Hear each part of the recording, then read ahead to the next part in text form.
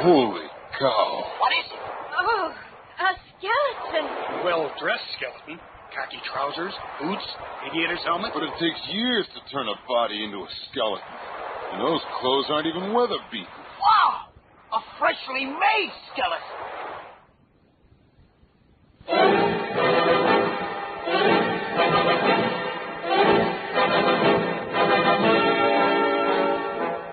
Here comes Monk Mayfair, the ape-like chemist. Lasers!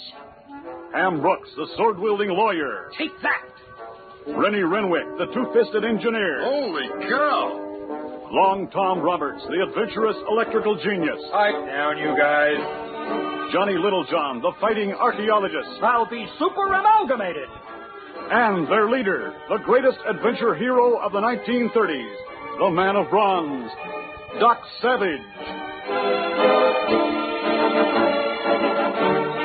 The Variety Arts Radio Theater, by special arrangement with Condé Nast Publications, presents The Adventures of Doc Savage, a new series of radio adventures based on the novels by Lester Dent. Today, Island of Death, Chapter 4 of the fantastic story, Fear Key. Doc Savage and his 5 aides are on the trail of the Fountain of Youth gang, headed by a criminal named Santini and a crooked lawyer named Hallett. Santini's gang has kidnapped Doc's cousin, Pat Savage, under the mistaken belief that she is one Kel Avery, who knows the whereabouts of a mysterious package from an island in the Caribbean.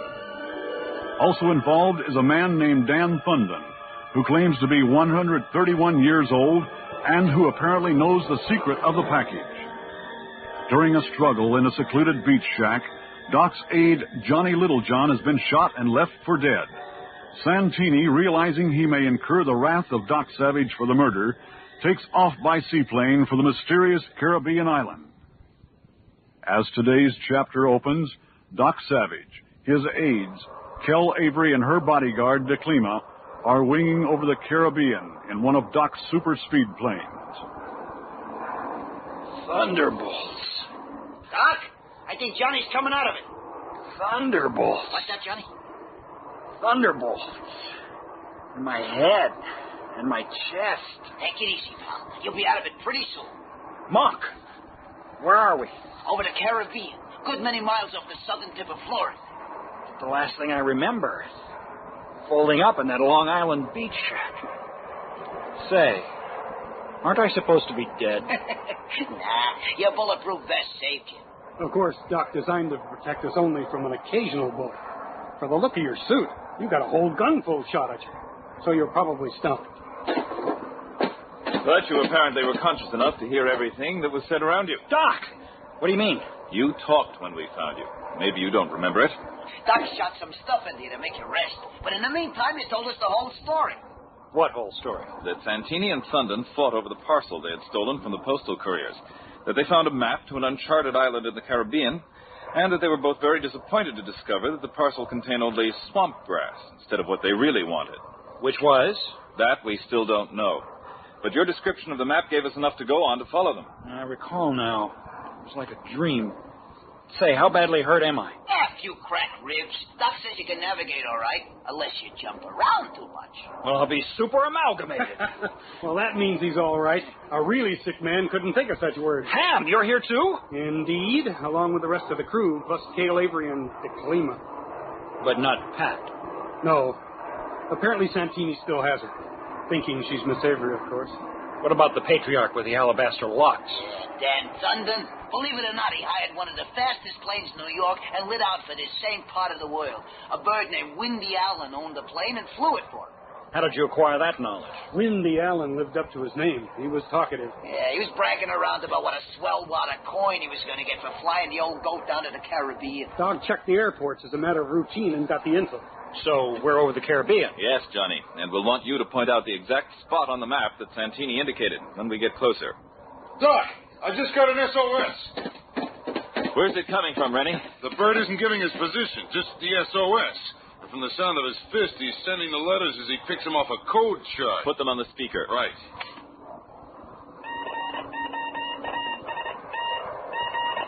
Whoever it is doesn't know the code.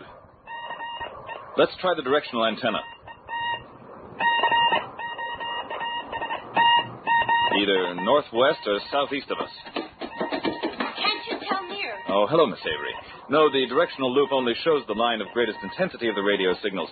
The sending station is on a line drawn through our present position from the northwest to the southeast. But the only way we can tell the exact position is to take another bearing when we've gone a few miles. The radio SOS. I wonder... Wonder what, Mr. Reynolds?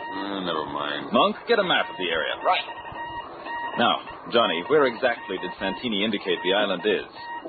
Well, let's see. Well, I'll be super amalgamated. What? There's no island shown where Santini had his finger on the map. Huh? There may be an island there, I know. How so, Doc? I got in touch by radio with the hydrographic office of the Navy. They looked over some old charts of the region for me, and it seems that some ancient maps do show the presence of a tiny island in this vicinity. Does this island have a name? Yes, Johnny. Fear Key. It's queer the guy don't give his position. Anybody with gumption would know enough to do that.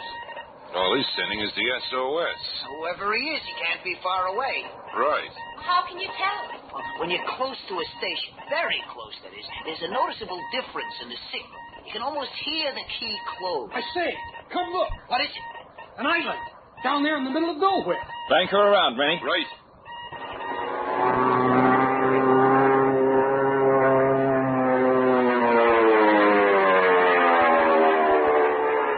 Look how low it is. Can't be more than a few yards above sea level at any point. That's probably why it isn't on any modern charts, Miss Avery. Can't be seen from a great distance. Looks like nothing but mangrove swamp and jungle with a coral reef all the way around it. Yes. Doesn't look like there's any place a boat could get through. But there is a beach all the way around it. Doc! Hey, Doc! What is it, Rennie? That SOS is being sent from here. It's coming from Fear Key. And I think I see where it's being sent from. Look, a wrecked plane. Yo, I see it. Half buried in that tangle of mangroves. Both wings are gone, and there's a big hole in the fuselage. And the engine's gone. Oh, no, there it is. About 20 yards further into the mangroves. See anyone, Doc? No, no one around. There's a small lagoon. Shall I set it down? Yes, Rennie. Be careful of the coral reef. It could slash the bottom right out of the plane. Think that's Santini's ship, Doc? I don't know, Monk, but one thing is sure. This is where we'll find the answer to this mysterious business.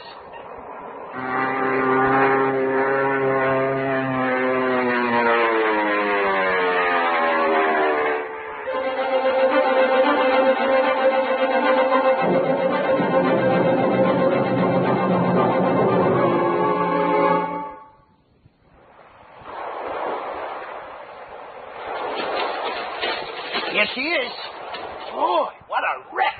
And look, bullet holes all over it. Let's look around and see if there's any evidence of who brought it down here.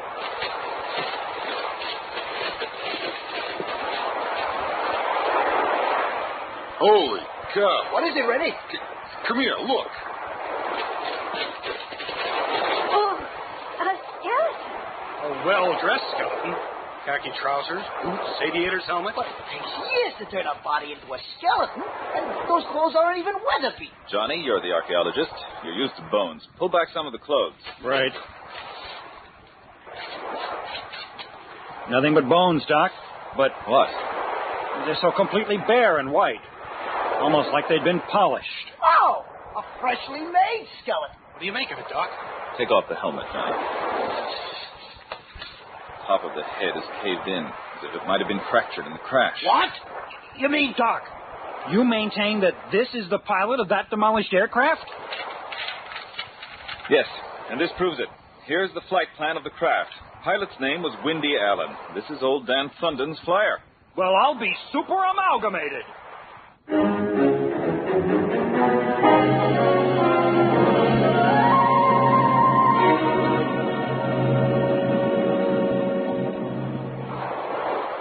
Well, the radio in this crate's still warm. That means someone used it for sending, probably up until the time our plane was sighted. but who? That, Monk, is the interrogative of the millennium. There are tracks here in the sand which tell quite a bit. The ship must have been shot down by Santini and his crowd. Dan Thunden and his pilot must have been aboard. Apparently, Thunden escaped into the jungle, but the pilot got a fractured skull in the crash. Santini and his crew searched the ship and then headed off into the jungle. How can you tell all that, Mr. Savage? From the depressions in the sand, I'd recognize them from similar tracks we found around the beach shack on Long Island. And the varying depths of the depressions, plus their general direction, make it very clear. To you, maybe. But, Doc, what made the pilot left him like that? They couldn't have been here more than a few hours. What made him into a skeleton so quickly? That, as Johnny said, is the question of the century. So who used the radio? Thunden, obviously. Then the whole crooked crew, Santini, Thunden, and the rest, are on this island. Exactly, Monk. And it wouldn't be a bad idea to locate Santini's plane. How? From the air. And we better call the gang together and get going. Right. Long Tom, Ham, DeClima, come on back. We're taking off. I wonder if Pat's all right. If they've done anything to her, I suspect she's all right, Rennie. Perhaps they still believe she's Calabri and can tell them where the real package is. Even if they know she's my cousin, they probably will hold on to her until the end, to use as a hostage if need be. But what if they've found what they're looking for? Maybe this thing is at an end. In that case... Yes, Rennie. Well, here we are. What's up? We're going to try to locate Santini's landing place. Everybody into our plane. Doc, look! Up the beach about 200 yards. Holy cow. Thunden. Bomb in your plane. What'd he say? He said, there's a bomb in our plane. Come on.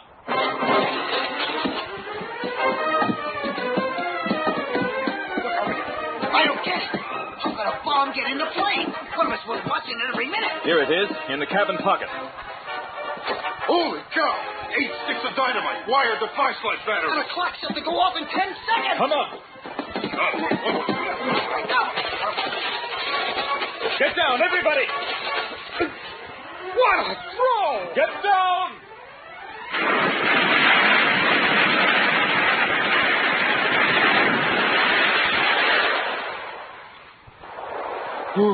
Holy cow, that was close. Come on, let's get after Thunder. Wait, Monk.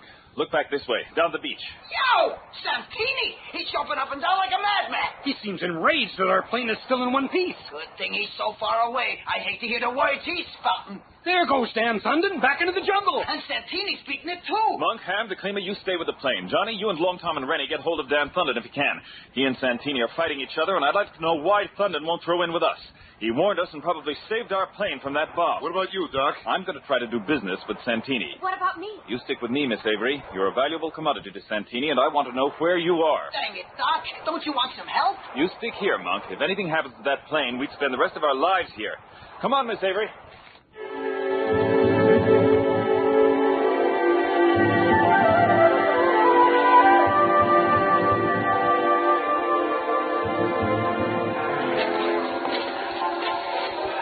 Santini's heading straight across the island. How can you tell? There's still enough sand and swamp grass to make out his trail, and he seems to be following a definite path, one cleared through the jungle some months ago, judging by the shrubs that have grown up around it. I wonder how far ahead of us he is. Well, not too far, I'd say, judging from the occasional cry of birds as he passes. Having me along must be slowing you down. A little, but the island isn't very big. We'll catch up to him sooner or later.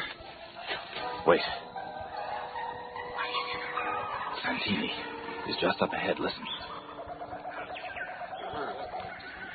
He's met the lawyer, Hallett. Look at the gun strapped across his chest and all the cartridges on his belt. They're obviously expecting trouble. Then going on? Yes? Come on. Looks like they're heading into a clearing up ahead.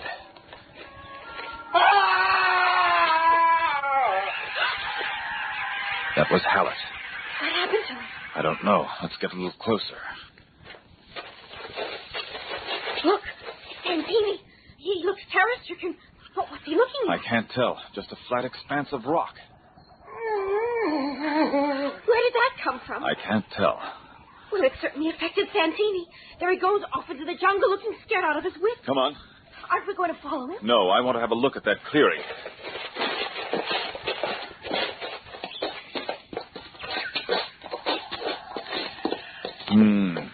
Interesting. I don't see anything. Just a big flat rock about 20 yards around. Yes, but Hallett's cry came from here, and so did that muffled moan. Where could he have gone? The ground's giving way. Hang on to me.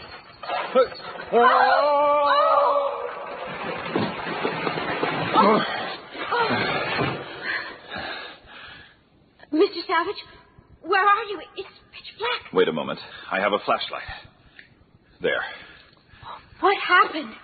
We evidently fell through a trap door of some kind, built into the rock above. What triggered it, I don't know. What is this? A subterranean chamber, carved out over eons by underground waters. Look, a passageway. Yes. Let's see where it leads.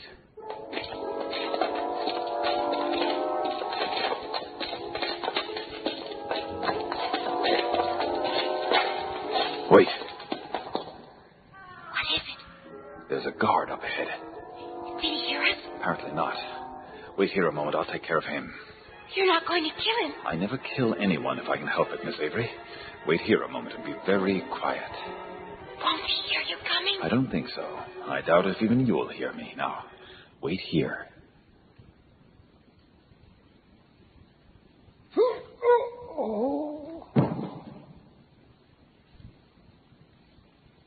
That did it. Oh, I didn't hear you come back. What did you do? There's a certain spot on the back of the neck which, when pressed in a particular way, produces instant paralysis. The guard will remain helpless and speechless until I work on his neck again. Fascinating. Merely the application of medical knowledge to other necessities. Now, come on. Let's continue. Mr. Savage, are you sure somebody didn't build this tunnel? The formation of the stone strata on the walls is definitely the work of the elements. But yes, it has been widened in some places by human hands. Do you smell something? Yes, I picked it up as soon as we fell through the trap. What is it? I don't know. It isn't animal, nor is it the smell of putrefaction. It's baffling. Look, there's a light ahead. Yes, I'll turn ours out. Slowly now.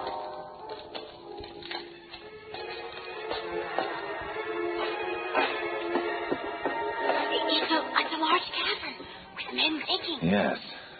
2 of them are Leaky and Shorty, 2 who tried to abduct me in New York. Someone's coming. It's Santini.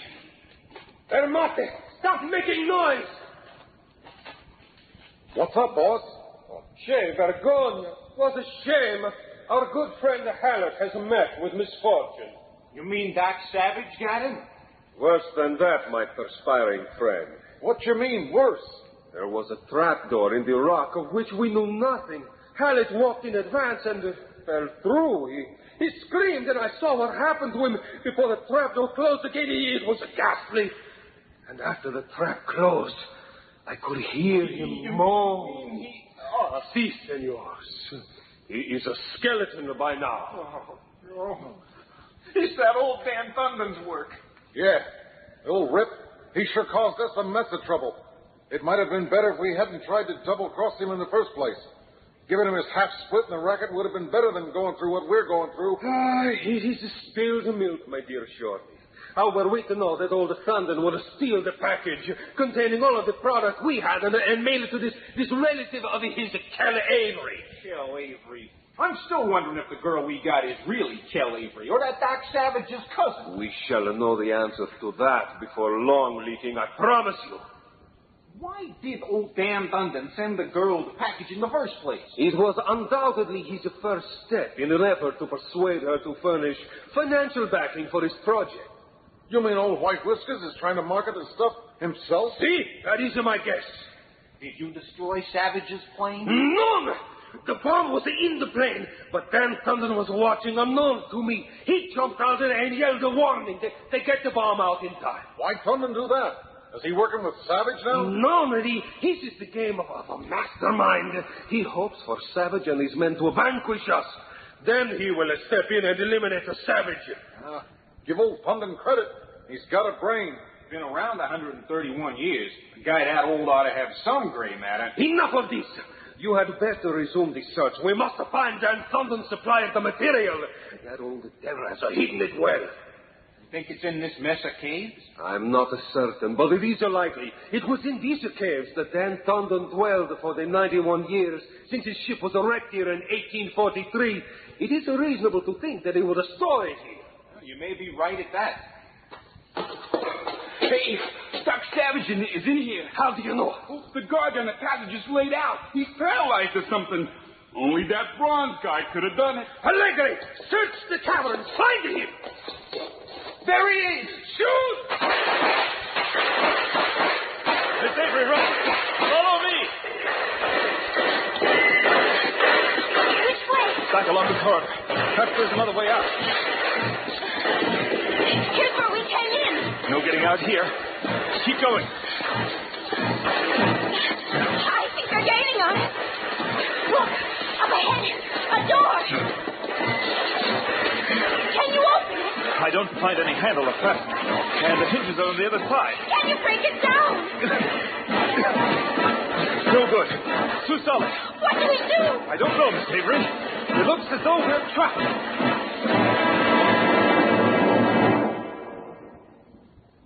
Will the Santini gang finally succeed in getting Doc Savage and his companions out of the way? Or will Dan Thunden intercede once again to save them? And what is the mysterious secret that instantly turns men into skeletons? Don't miss Terror Underground, Chapter 5 of Fear Key, next time on The Adventures of Doc Savage.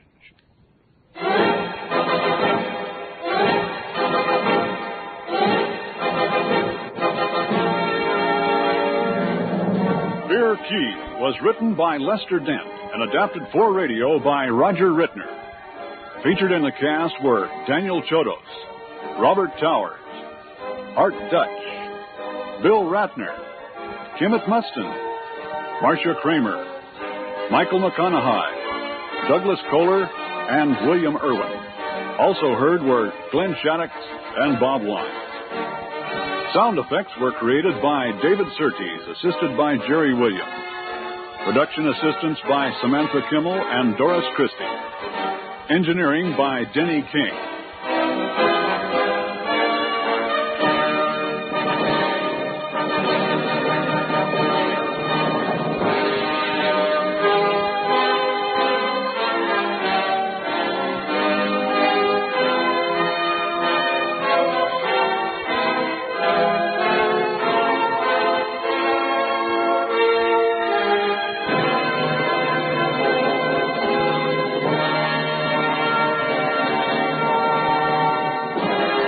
The Adventures of Doc Savage is produced and directed by Roger Rittner and is a presentation of the Variety Arts Radio Theater.